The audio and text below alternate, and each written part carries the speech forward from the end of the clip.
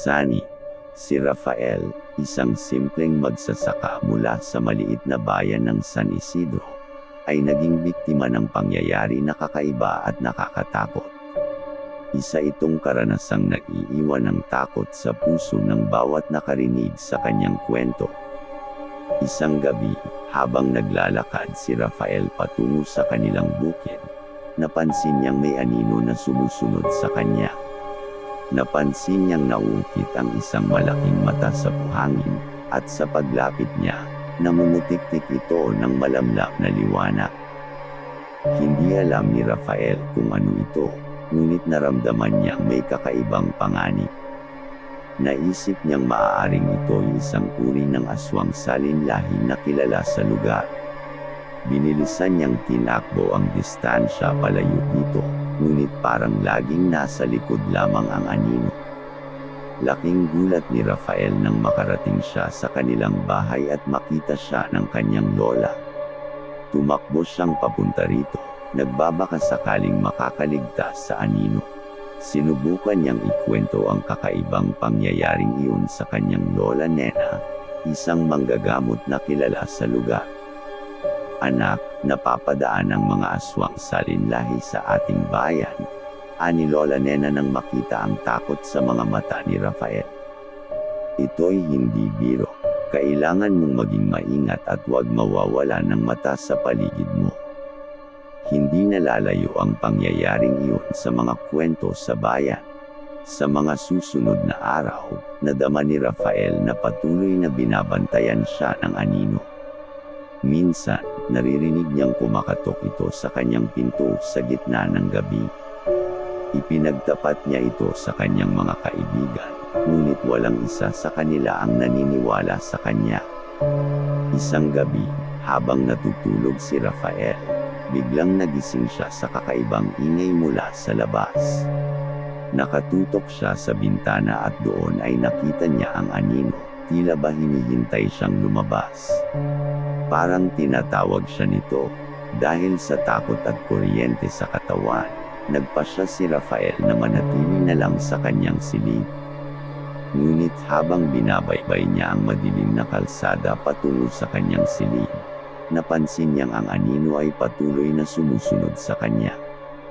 Nang makarating siya sa kanyang silid, biglang nagdilim ang paligid at napansin niyang may anino na nakaupo sa tabi ng kanyang kama. Malamlam ang liwanag ng mga mata nito, tila ba naghihintay ng isang masamang pangyayari. Rafael, aninag ng anino sa isang nakakakilabot na tinig, ikaw ang napili. Ikaw ang susunod na halakhak na ipapaalam natin sa mundo. Nagising si Rafael na pawis, nagbabalak kung ang pangyayari ay totoong nangyari o tanging isang masamang panaginip lamang. Ngunit ang takot ay hindi natitinag, at kahit saan man siya magpunta, nararamdaman niyang laging may anino na sumusunod sa kanya. Tuluyang bumabalot ang takot sa buhay ni Rafael. Sa tuwing pupunta siya sa bukid, naririnig niyang naghihingalo ang mga halaman, parang may nagmamasid sa kanya. Minsan, nakakarinig siya ng nakakatakot na halakhak sa dilim ng gabi, tila ba tinutokso siyang lumapit. Hindi na kayang tiisin ni Rafael ang pangyayaring ito, kaya't nagpasya siyang hanapin ang tulong ni Lola Nena. Ngunit isang araw, nagising siyang mag-isa sa kagubatan. Nawawala ang mga alaala kung paanong napunta roon. Ang nakakatakot, tila ba nagdududa kung siya pa ba si Rafael. Mula ng araw na iyon, tuluyan nang nawala si Rafael sa bayan ng San Isidro. Ang tanong ng mga tao, ano nga ba ang nangyari kay Rafael? Naiwan lang ang mga kwento ng mga matatanda tungkol sa aswang salinlahi, na nagpapakita ng pangako ng takot at panganib na maaaring hatid ng mga nilalang na iyon. Sa mga sumunod na araw, lumala ang takot at misteryo sa buhay ng mga tao sa bayan. Ang mga kwento tungkol kay Rafael ay nagdulot ng pangamba sa puso ng bawat isa. Maraming nagiwasan na maglakad sa madilim na kalsada pagdating ng gabi, at mas marami ang nagdadalawang isip na lumabas ng kanilang mga tahanan. Isang hapon, habang naglalakad si Bianca, isang guro sa bayan, patungo sa kanyang bahay, napagtanto niyang may kakaiba sa paligid. Narinig niyang may naglakad na tila malapit sa kanya, ngunit wala siyang nakikitang tao. Tumulin siya sa madilim na sulok, at bigla, naramdaman niyang may bumubulong sa kanyang tenga. Aling Bianca, aninag ng malamlam na boses, nais kitang ipahayag ang sikreto sa likod ng mga aswang salinlahi. Ito'y kailangang malaman ng bayan. Si Bianca ay napahinto, tila ba napadpad sa isang ibang dimensyon. Siya'y nagtanong, "Sino ka? At bakit mo ito sinasabi sa akin?" Ang boses ay sumagot, "Ako ang nag-aalaga kay Rafael, ang tinatawag na halakhak na magdadala ng kapanganakan sa aming lahi. Ngunit may panganib na kumukubkob sa ating bayan. Kailangan mong hanapin ang kasagutan sa kanyang pagkawala." Nang sumiklab ang takot sa puso ni Bianca, nagdesisyon siyang sumunod sa tinig na bumubulong sa kanyang tenga. Ang mga paa niya ay nagtungo sa direksyon na tinuro ng boses, dala ng pangako na malaman ang lihim sa likod ng mga aswang salinlahi. Dinala siya ng kanyang paglalakbay sa isang lumang kagubatan na itinatago sa likod ng bundok. Doon, natagpuan niya ang isang lihim na komunidad ng mga nilalang na nagtatago sa mundong ito. Sila'y mga aswang na may kakayahang magtago at magbago ng anyo. Si Bianca ay itinanghal na tagapamana ng liwanag, ang nararapat na magsagawa ng ritual na magdadala ng pag-asa sa kanilang lahi. Isaalang-alang ang kakaibang kakayahan ng tagapamana. Naglakbay siya pabalik sa bayan, dala ang kanyang bagong papel sa komunidad ng mga aswang. Ngunit sa pagbalik ni Bianca, napagtanto niyang mas marami pang panganib ang naghihintay. Ang mga aswang salinlahi ay nahahati sa dalawang kampo, ang mga pumapabor sa pagtanggap ng tagapamana, at ang mga kumokontra at nais na mapanatili ang takot sa bayan.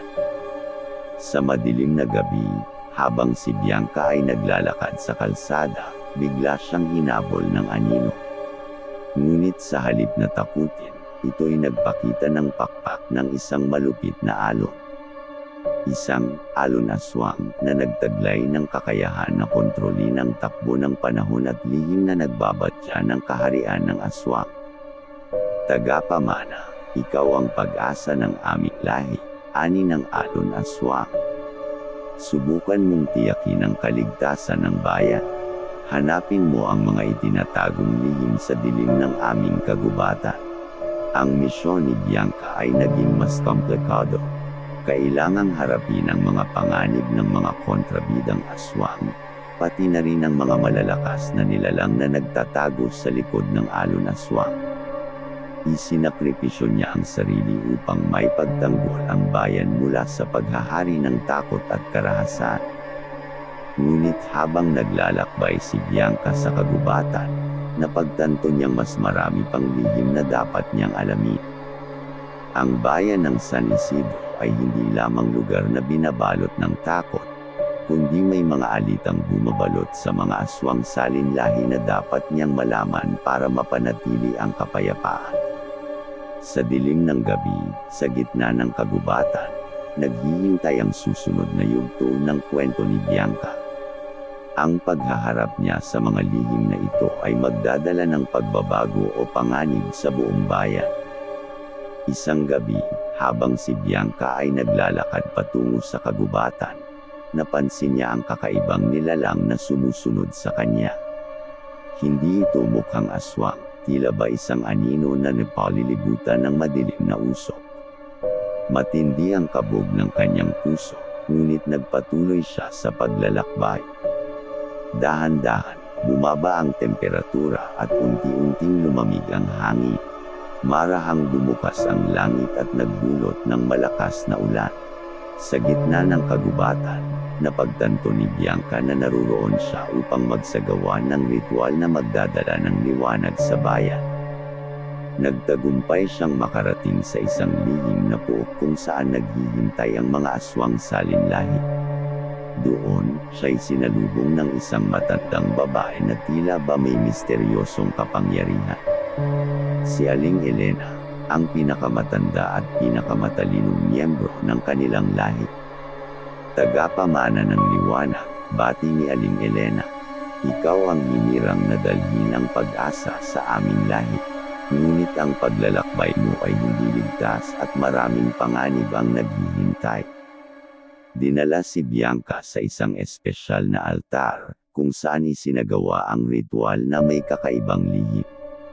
Ngunit bago nito, inilahad sa kanya ni Aling Elena ang masalimuot na kasaysayan ng kanilang lahi. May mga aswang na gustong panatilihing nasa dilim ang bayan, at mayroong mga tagapagtaguyod ng kapayapaan at katarungan. Sa gitna ng ritual, nagkaroon si Bianca ng kahusayan na hindi niya inaasahan. Ang lihim ng ritual ay nagbibigay sa kanya ng kakayahan na makipag-ugnayan sa mga espiritu ng kagubatan at maging tagapagtanggol ng bayan. Ngunit kasabay nito, nagbukas din ito ng madilim na puwang sa kanyang puso, kung saan nagtatago ang mga lihim na maaaring maging dahilan ng kanyang kapahamakan. Isang gabi, habang siya'y naglalakbay patungo sa bayan, nadama ni Bianca ang pagiging masidi ng dilim sa kanyang paligid. Sa likod ng mga puno, lumitaw ang mga aswang na kumokontra sa kanyang misyon. Sila ang mga tagapagtaguyod ng kadiliman at pumipigil sa kanya na dalhin ang liwanag sa bayan.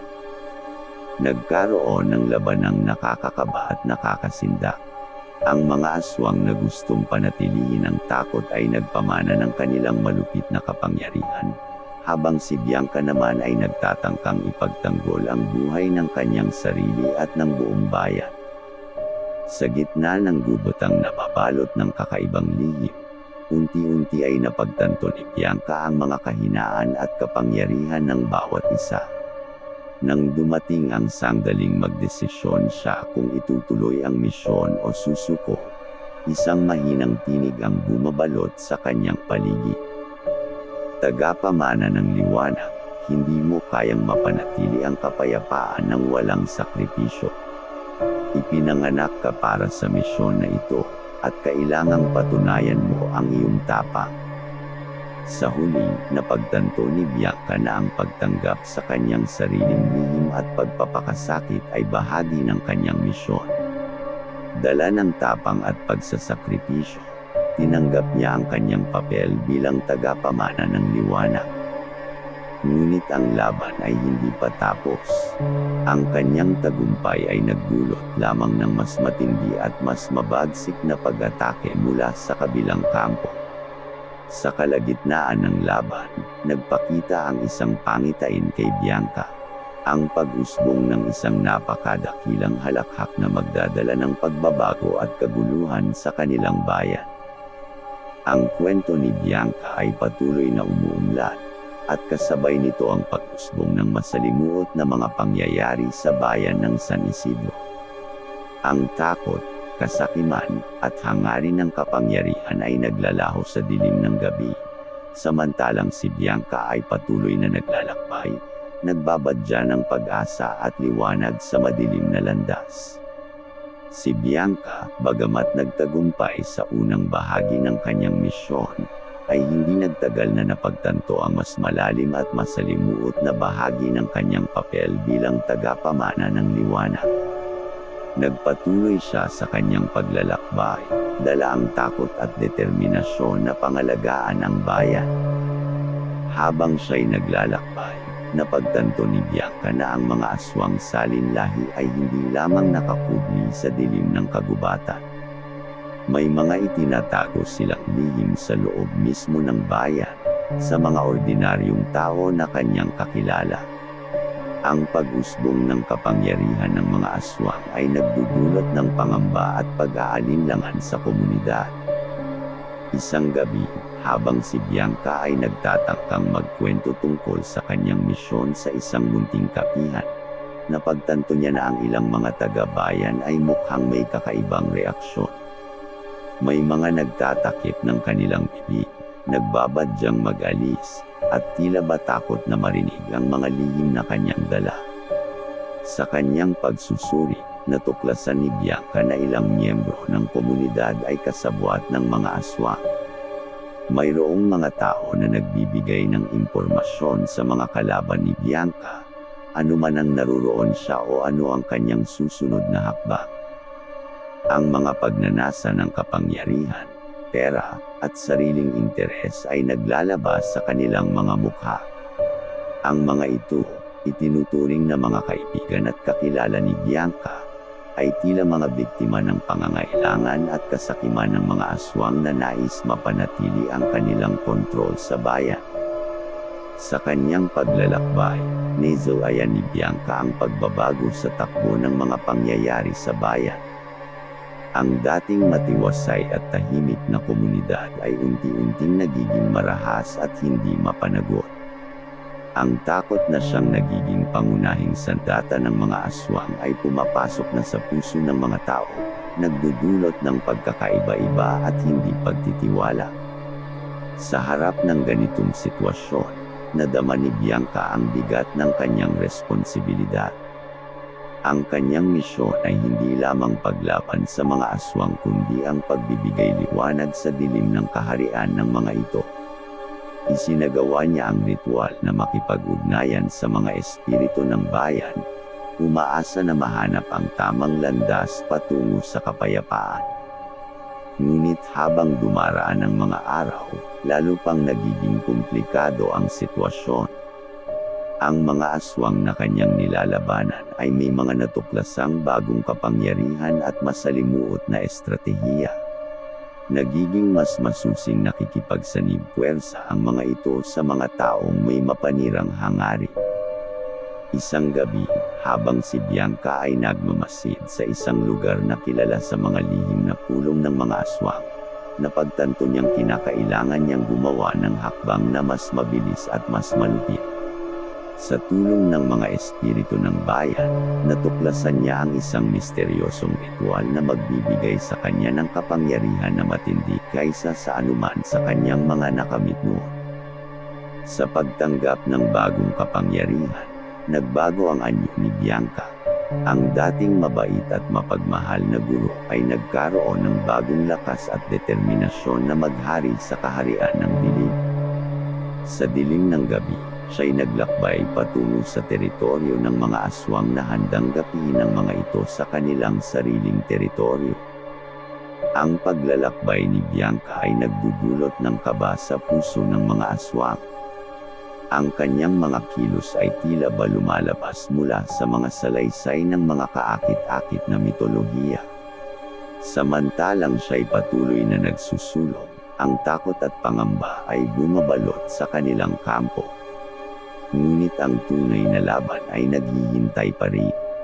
Ang masalimuot na pag-unlad ng kwento ni Bianca ay patuloy na sumisindak sa buong bayan, nagbubukas ng mga kaharian ng takot at pag-asa. Habang siya'y naglalakbay, natutunan ni Bianca na ang lihim ng tagumpay ay hindi lamang nasa kakayahan ng isang tao, kundi sa pagkakaisa at pagmamahalan ng buong komunidad. Ang bagong lakas ni Bianca, kasabay ng kanyang masalimuot na paglalakbay, ay nagdudulot ng di pangkaraniwang kaganapan sa bayan ng San Isidro. Ang kanyang presensya ay naging simbolo ng pag-asa, ngunit ang kanyang kapangyarihan ay bumubukas din ng mga kaharian ng dilim na bumabalot sa komunidad. Habang siya'y nagtatangkang itaguyod ang pag-asa, nadama ni Bianca na unti-unti siyang naaakit sa malalim na bahagi ng kanyang sarili. Ang bago niyang kapangyarihan ay may kaharian sa sarili niyang puso, at ang takot ay nagsisimula ng bumabalot sa kanyang kaisipan. Sa gabi, habang siya'y naglalakad sa kagubatan, natagpuan niya ang sarili sa harap ng isang makapangyarihang aswang salinlahi. Ito ay isang nilalang na tila ba may kapangyarihan ng pagsilang at kamatayan. Siyang tagapaghari ng dilim, na nagpapalaganap ng malupit na takot sa buong bayan. Sa labanang iyon, napagtanto ni Bianca ang kanyang mga limitasyon. Ang kanyang kapangyarihan ay hindi sapat laban sa napakalaking puwersa ng tagapaghari ng dilim. Binigay ng aswang na ito ang kanyang pinakamatindi at pinakamalupit na pag-atake, naglalagay kay Bianca sa isang kahinaan. Ngunit bago siya tuluyang mag-iba, isang lihim na pag-asa ay bumulaga kay Bianca. Isang malamig na hangin ang dumapo sa kanyang balat, at isang tinig sa kanyang isipan ang nagsabing, hindi mo kayang labanan ang kaharian ng dilim ng mag-isa. Ang tagumpay ay nakasalalay sa pagkakaisa ng komunidad. Dala ng bagong kahayupan, sumugod si Bianca sa bayan, nagsusulong ng pagkakaisa at pagtutulungan. Ang mga tao, kahit takot, ay nagsimulang magtiwala sa kanilang kapwa at sumama sa laban. Itinatag ni Bianca ang isang lihim na samahan na naglalayong ipagtanggol ang bayan laban sa kasamaan. Ngunit ang tagapaghari ng dilim ay hindi magpapahuli. Sinubukan itong manayra ng pag-asa sa pamamagitan ng pagtatanim ng takot sa bawat tahanan. Ang mga espiritu ng kagubatan ay dumukot ng lihim na alitang magdudulot ng matinding kapahamakan sa bayan. Ang laban ay nagiging mas matindi, at napagtanto ni Bianca na hindi sapat ang pagtutulungan. Kailangang hanapin niya ang kasagutan sa lihim na itinatago ng tagapaghari ng dilim.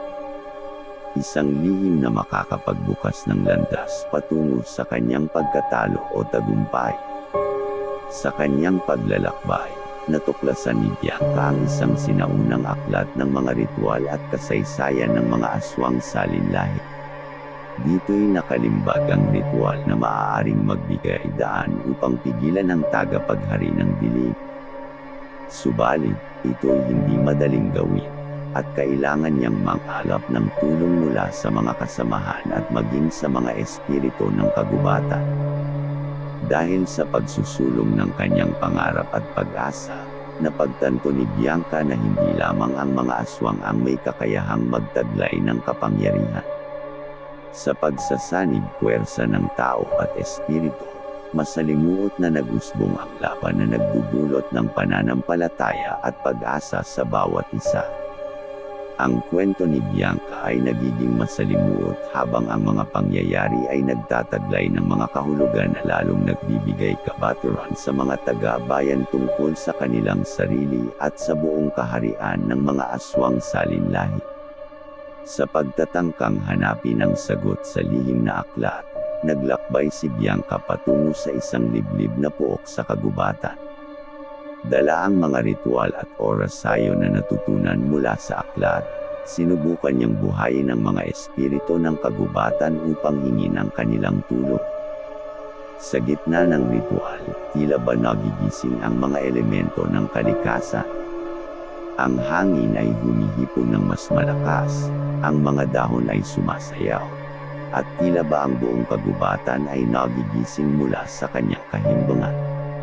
Subalit, kasabay ng paglipas ng oras, napagtanto ni Bianca na ang mga espiritu ay tila ba nagtatago o may itinatagong takot sa kanilang puso.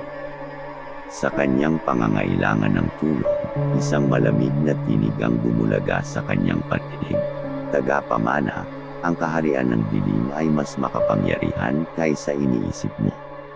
Subalit, sa pusong tapat at matibay na pananampalataya, maaari kang magsagawa ng himala.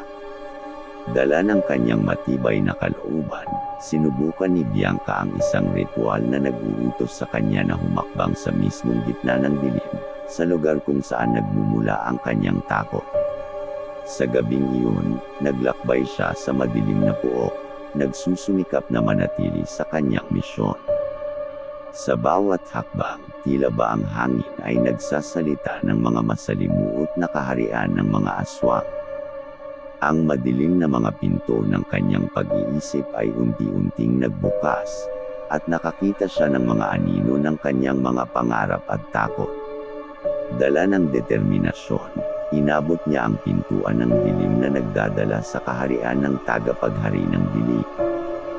Nang siya'y makapasok, napagtanto ni Bianca na ang lugar na iyon ay tila ba hindi sa kaharian ng mga aswang, kundi sa kanyang sariling isipan. Ang mga lumiligid na takot at pangamba ay bumabalot sa kanyang kaisipan. At doon niya napagtanto na ang tagapaghari ng dilim ay hindi iba kundi ang malalim na bahagi ng kanyang sarili. Ang laban ay nagsimula hindi laban sa mga kaaway kundi sa kanyang sariling mga demonyo. Sinikap ni Bianca na harapin ang kanyang mga takot, pag-aalinlangan, at mga pagkukulang. Sa bawat sandali, tila ba ang kanyang kaharian ng dilim ay unti-unting naglalaho, at sumisiklab ang liwanag ng kanyang tapang. Sa kanyang pananampalataya at kakaibang tapang, nagtagumpay si Bianca sa kanyang laban sa sarili. Ang mga espiritu ng kagubatan ay bumabalik, nagbibigay ng lihim na gabay sa kanyang paglalakbay. Sa kanyang pagsasanib puwersa sa mga espiritu at ang kanyang sariling kaharian ng dilim, napagtanto ni Bianca ang malalim na kahulugan ng pag-asa at pagpapakatibay. Ngunit, kahit na nagtagumpay siya sa kanyang personal na laban, hindi pa rin natatapos ang kwento. Dahil sa malupit na galit at pagkainggit, dumating ang tagapaghari ng dilim sa anyo ng isang matandang babae sa bayan. Isa siyang dating kasapi ng kanyang komunidad, ngunit natuklasan na nagtagumpay si Bianca sa kanyang misyon. Dala ng masamang hangarin, sinikap ng tagapaghari ng dilim na sirain ang misingyulang pag-asa sa bayan. Binyantaan niya ang mga tao ng kamatayan at kaguluhan, nagdudulot ng bagong agam-agam sa kanyang puso. Ang laban na ito ay nagudyok ng mas matindi at masalimuot na kabanata sa kwento ni Bianca. Ang pagsasanib puwersa ng komunidad at mga espiritu ng kagubatan ay naging mahalaga sa harap ng bagong pagbabanta. Ang takot at pangamba ay nagiging mas matindi, ngunit ang tapang ng mga tao at ang lihim ng kaharian ng dilim ni Bianca ay magiging susi sa kaharian ng liwanag. Habang naglalakbay si Bianca patungo sa masalimuot na laban, ang buong bayan ng San Isidro ay naghihintay sa hinaharap na nagdadala ng kasagutan sa kanilang mga dasal at pangarap. Sa kabila ng mga tagumpay ni Bianca, ang anino ng tagapaghari ng dilim ay nanatili at nagkaroon ng mas mabagsik na anyo. Isang umuusok na silhwete na may mga matang tila naglalabas ng matinding galit at pagkasukot. Hindi malilimutan ni Bianca ang malakas na boses na nagpapahayag ng pangakong kamatayan at paglalakbay ng kaguluhan. Nang bumalik siya sa bayan, nakatagpo si Bianca ng mga mata ng takot sa mga tao. Ang pangalan niya, na dati dala ng pag-asa, ay unti-unting naging sagisag ng panganib. Maging ang mga kaibigan at kamag-anak ay napilitang lumayo dahil sa pangambang dala ng tagumpay ni Bianca sa pagtutugis sa kaharian ng dilim. Dahil dito, nagdesisyon si Bianca na ipagpatuloy ang kanyang laban mag-isa. Subalit hindi pa rin siya sumusuko sa pangangailangan ng tulong ng iba. Nagsimula siyang kumalap ng mga taong may kakayahang makipag-ugnayan sa kaharian ng dilim nang hindi nanganganib ang buhay. Isa-isang pinaalam ni Bianca ang kanyang misyon at inanyayahan ng mga matapang na mga taga-bayan na makipagkampi sa kanya. Sa pagsasanib puwersa ng mga natirang tapat na kasama, nagtungo sila sa lugar kung saan naninirahan ang tagapaghari ng dilim. Subalit bago nila narating ang kanilang paruroonan, napagtuunan sila ng mga aswang na nagtagumpay na guluhin ang kanilang paglalakbay. Ang gabi ng madilim na laban ay nagsimula, at sa bawat hakbang, nararamdaman nila ang presensya ng masamang espiritu. Mga sigaw ng takot at mga pangako ng kapahamakan ang bumabalot sa hangin. Sa mismong harap ng mga kaaway, lumaban sila ng may tapang, Subalit isa-isang nadudurog ang kanilang pag-asa.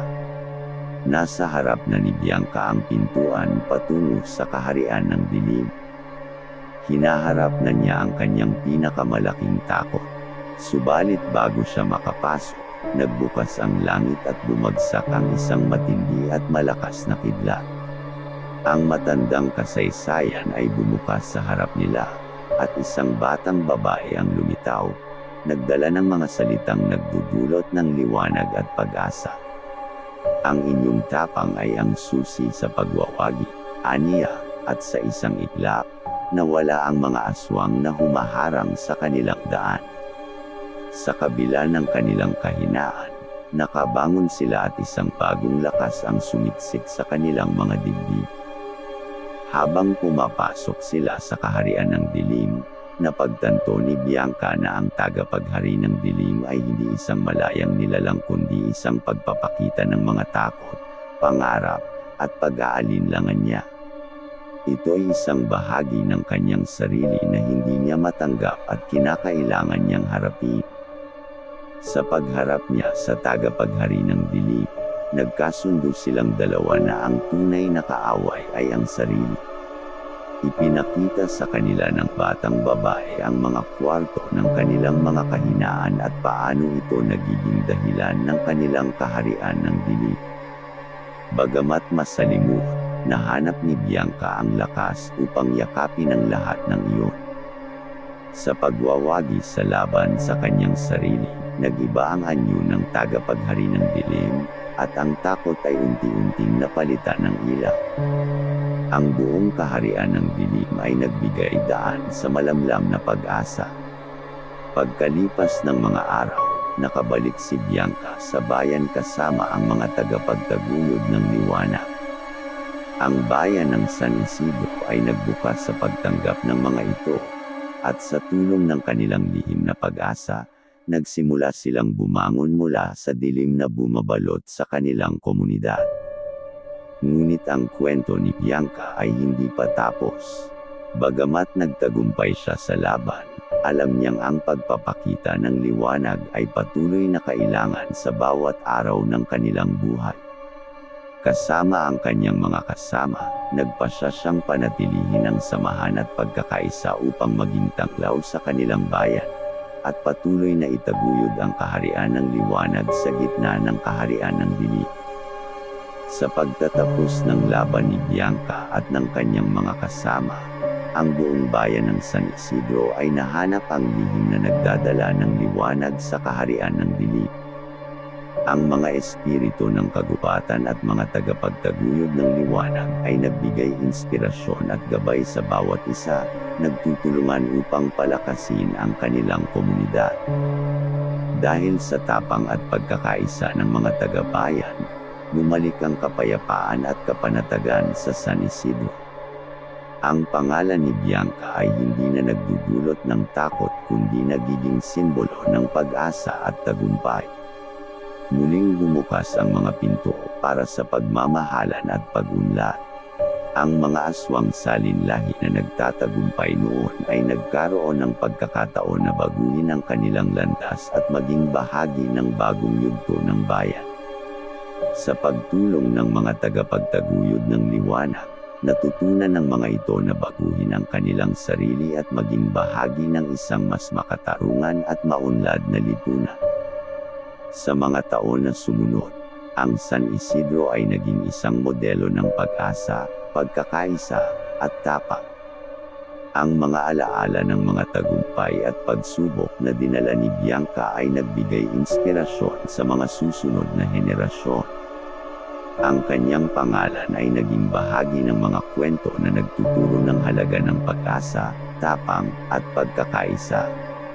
Sa bawat paglubog ng araw, ang liwanag na dumadaloy mula sa mga puso ng mga taga-bayan ng San Isidro ay nagpapatuloy na nagbibigay kahulugan sa kanilang kwento.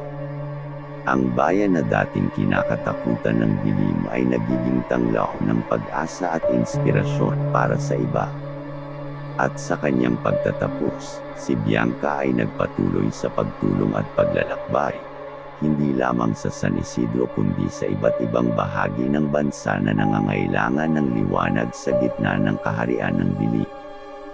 Ang kwento niya ay nagbukas na pinto para sa iba pang mga pagsasanib puwersa ng liwanag, naglalayong palakasin ang bawat bayan at komunidad na naglalakbay sa landas ng pag-asa at katarungan. Salamat sa inyong panunood at suporta.